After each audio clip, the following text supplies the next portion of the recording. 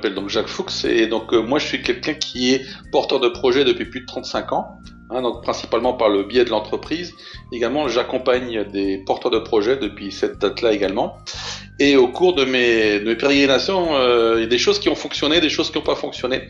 Et à un moment je me suis posé la question, quels sont les critères qui font qu'un projet réussit ou un projet ne réussit pas.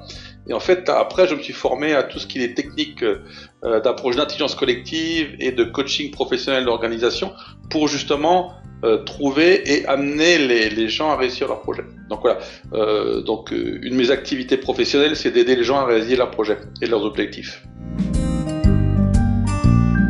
La sociocratie, c'est en fait quelque chose qui a pas loin de 2 siècles maintenant, qui a été créé par quelqu'un qui s'appelle Auguste Comte, qui est un philosophe et père de la sociologie en fait. Et le but d'Auguste Comte, quand il a créé la sociocratie, c'est de décrire les principes d'un mode de gouvernance qui, contrairement à la démocratie, unirait les décideurs, d'accord, plutôt que de les diviser en majorité et en minorité. Et donc depuis, ça a été dans les années 70, il y a un Hollandais qui s'appelle Gerard Endenburg qui a commencé à s'approprier la sociocratie d'Auguste Comte, l'a améliorée pour l'adapter un peu à l'entreprise, a commencé à l'utiliser depuis les années 70 en Hollande. Okay, les premières applications sont faites dans le domaine de l'entreprise, donc effectivement les années 70 avec Endenburg, mais également depuis les années 2000, ça s'est vraiment beaucoup plus développé dans tout ce qui est principalement d'entreprise, y compris dans les coopératives. En Hollande, déjà, il y a une structure d'entreprise qui reprend la sociocratie comme base de gouvernance juridique. Je pense qu'en Hollande, tous les pays peut-être du nord de l'Europe, un peu les pays qui sont très avancés socialement, sont plutôt dans ce genre de choses. Comme le définissait Auguste Comte, la sociocratie est prévue pour justement de réunifier les forces plutôt que de les séparer. Puis dans les développements, dans les associations, les collectivités et les différents collectifs. Alors il y a 4 grands piliers sur le fonctionnement sociocratique. Et le premier, c'est un travail qu'on appelle travail en cercle. Et symboliquement, c'est très très fort puisque le cercle, les membres sont sur ce cercle-là et tous les membres sont à égale distance du centre. Ce qui veut dire que dans un cercle, il n'y a pas quelqu'un qui est un chef, il n'y a pas de hiérarchie justement. Il y a vraiment cette égalité dans les membres. D'accord ? C'est le premier pilier. Le deuxième pilier, c'est une prise de décision par consentement. Consentement, ça veut dire que c'est la quatrième génération de gouvernance. La première étant l'autocratie, c'est le chef qui décide. La deuxième, c'est ce qu'on appelle, le deuxième niveau, c'est qu'on connaît très bien, qui est remis en question beaucoup en ce moment, ce qu'on appelle la démocratie entre guillemets représentative. D'accord. La troisième niveau de mode de gouvernance, c'est le prise par consensus. On essaie d'avoir que tout le monde soit d'accord, avec l'inconvénient c'est que l'accord est vraiment un minima, c'est vraiment quelque chose qui est très très faible. Et le quatrième niveau, donc qui est par consentement, c'est qu'on prend une décision à partir du moment où il n'y a pas d'objection objective sérieuse contre cette décision. Le troisième pilier, ça va être l'élection par candidat, donc il n'y a pas de comme ça se passe actuellement de dire votez pour moi parce que je suis meilleur ou ainsi de suite. C'est vraiment une élection sans candidature. Et le quatrième point, quand on veut commencer à avoir un certain niveau des cercles hiérarchiques, on a besoin d'avoir ce qu'on appelle le double lien. C'est-à-dire que dans un cercle, on va avoir un référent qui va être élu par candidat et un autre référent qui va venir du cercle supérieur, qui va être élu par le cercle supérieur, qui va venir dans le cercle inférieur. Okay. Voilà les 4 piliers. Mais qui peuvent en plus, c'est intéressant, se mettre en place progressivement. D'accord ? Et on peut en choisir tout ou partie d'ailleurs. Dans l'intelligence collectée, comme son nom l'indique, on va collecter les différentes intelligences individuelles fournies par les différents égos individuels qui rentrent en jeu. Et dans l'intelligence collectée, on a une nécessité d'avoir des techniques dites de convergence. C'est que dans une discussion, ça part un peu dans tous les sens. Donc ça diverge, à un moment, faut converger. Donc il y a des outils, on utilise des post-it et des gommettes pour voter, ainsi de suite, pour la solution qu'on voudrait médiane à tous les avis.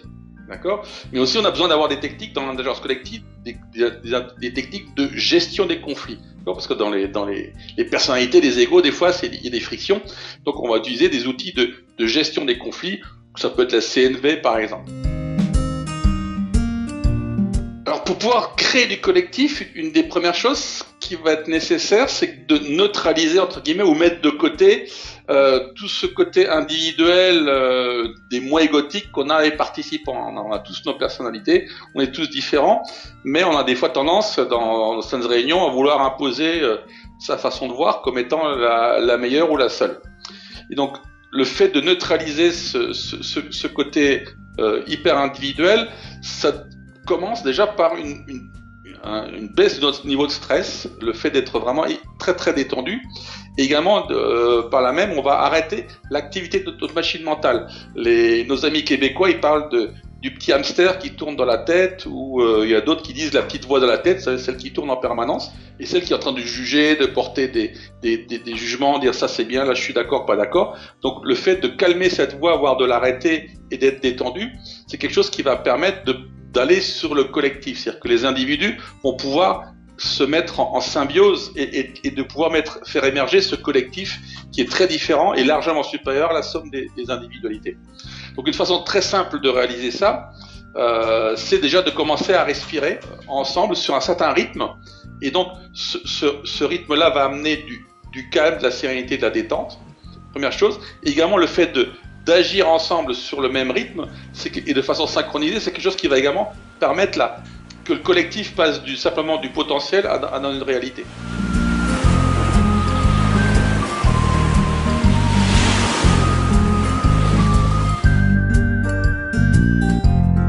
Dans la notion de collectif, on change de niveau, on change de paradigme. C'est que là, c'est plus la somme des individus, c'est au-delà de la somme. Et ce collectif va être nourri par individuellement. C'est qu'on va avoir une circularité systémique entre chaque individu nourrit le collectif, qui lui-même nourrir transforme les individus. D'accord ? Et donc, on va avoir que l'intervention de chaque individu, chaque membre du collectif, va être un peu la voix du collectif, va être le porte-parole un peu de lui, mais également beaucoup du collectif. D'accord ? Et en fait, tout ce système va permettre qu'il y ait un alignement entre tous les membres du collectif et une danse qui va se mettre en place où quelque chose de très très fluide va pouvoir surgir. L'intelligence du collectif, c'est l'outil le plus efficient. Donc l'efficience se différencie de l'efficacité. L'efficacité, c'est le fait d'obtenir un résultat. L'efficience, c'est d'obtenir les résultats avec le moins de ressources possible. Donc les ressources, c'est du temps, c'est de l'argent, c'est des personnes, des individus. D'accord ? Donc effectivement, l'intelligence du collectif va permettre d'aller beaucoup plus vite avec beaucoup moins de résistance. D'accord ? Donc le fait d'avoir ce collectif-là, c'est quelque chose qui va éviter qu'il y ait des frustrations. On va éviter tous les freins et les oppositions qu'on trouve dans le mode collectif. D'où vient ce mode collectif ? Entre autres, moi j'utilise des outils que je suis allé chercher aux États-Unis, dans la côte ouest, en Californie, dans la région qu'on appelle la Silicon Valley, et c'est les outils les plus avancés qu'il y a là-bas, qui sont utilisés parmi les entreprises les plus à la pointe qui utilisent ces méthodologies. La confiance, c'est un prérequis pour toute intelligence, qu'elle soit collectée ou collective. Même au niveau de l'intelligence collectée, on a besoin de confiance entre soi, ne serait-ce que pour oser parler, et oser parler librement sans peur du jugement des autres. Donc même en intelligence collectée, la confiance entre les membres est un prérequis. Effectivement, on va beaucoup plus loin dans l'intelligence du collectif, mais d'un autre côté, c'est presque plus facile parce qu'une fois qu'on est dans le collectif, on est pris dans un mouvement et étymologiquement, on s'oublie même soi-même de ce point de vue. On est porté par quelque chose de plus grand que soi et on est vraiment dans ce qu'on appelle le commun. Et on œuvre pour le commun et c'est le commun qui œuvre à travers nous.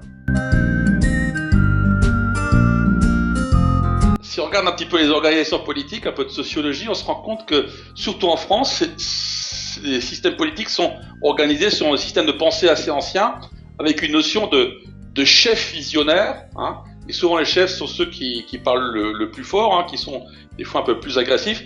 Hein. Des fois, quand je vois les débats politiques, on a l'impression que y a un système de croyance qui dit plus on parle fort, plus on a l'impression que ce qu'on dit est juste ou vrai. D'accord ? Et en fait, le chef, lui, va avoir le savoir et le pouvoir de décider où aller, d'accord, avec cette notion d'un leader et des suiveurs derrière.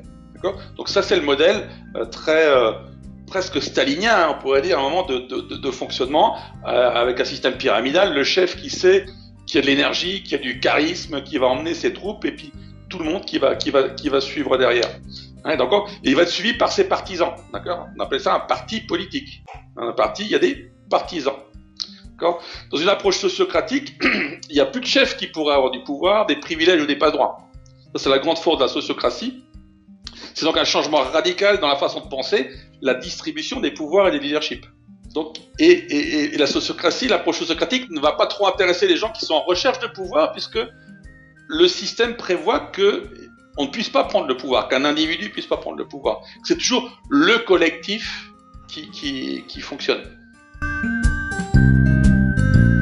Alors dans Ardèche Terre Délivrance, en fait, j'ai une double casquette. La première casquette qui est celle de faciliter l'intelligence du collectif, et une deuxième casquette qui des fois ponctuellement est plus sur du mentorat, avec des suggestions de méthodes ou de mise en garde sur des points critiques. L'animateur a déjà une particularité, c'est qu'il est membre du cercle, d'accord. L'animateur, c'est quelqu'un qui est membre de cercle de travail, et il va être élu sans candidature, comme on l'a vu précédemment, et donc il fait partie intégrante du cercle. Un facilitateur n'est pas dans le cercle, c'est quelqu'un qui est extérieur au cercle, donc il n'est pas une partie prenante directe du cercle, et c'est quelqu'un qui préférablement est formé à la facilitation, éventuellement, et de préférence par une formation professionnelle. Et pourquoi je dis professionnelle, parce que lire un livre sur la facilitation ou aller se former sur le net avec des MOOC ou même des vidéos, c'est pas forcément suffisant pour avoir l'expérience de ça. Et donc c'est quelqu'un qui va faciliter en intelligence collective ou mieux en intelligence du collectif, c'est-à-dire qui va faciliter. En plus, c'est un travail de partenariat avec l'animateur.